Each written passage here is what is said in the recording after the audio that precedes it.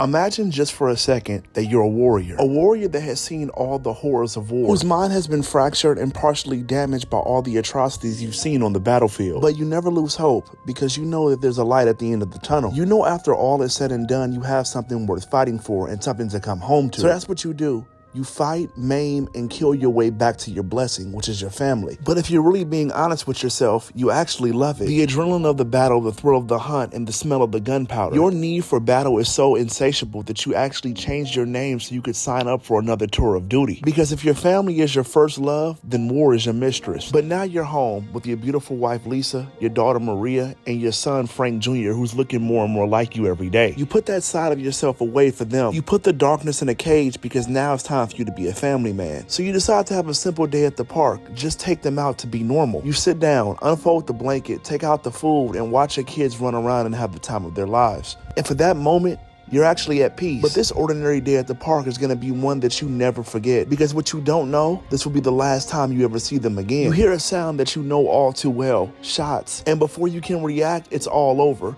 You, your wife, and your two beautiful children all lay dead. And this isn't your fault, not your past coming back to haunt you, not a robbery going wrong, or someone you pissed off by losing your temper. This was all just a matter of wrong place and wrong time. You and your family just so happen to see a mob killing, and you know they're not a fan of leaving witnesses. So the cops and the coroners come to collect your bodies, like Karen transporting souls across the Dead Sea to go see Hades. But what the mob didn't count on is you being you. A fighter. You awake, unzip the body bag, and unleash your fury on any unsuspecting party. You want answers, you want vengeance, and most of all, you want blood. But before you have time to process, you realize that the mob isn't done with you yet. You feel a cold piece of steel press up against your head as you wake up in the hospital. But this only summons your warrior spirit, and you run through these men like a tornado. With the cops in the mob's back pocket, you understand that the only way for you to get vengeance and justice is for you to take it yourself. So what you decide to do is go to war. You gather up your resources and you create a symbol of death, and for many people, this will be the last thing that they see. You systematically hunt down every person responsible for your family's death. You find the man that pulled the trigger and you make an example out of him. But in doing this, you accidentally create a monster. But you don't stop there. You become a symbol of vengeance, but not a hero, because you know that sometimes in order to kill monsters, you need to become a monster. Just imagine for 1 second that you are the Punisher.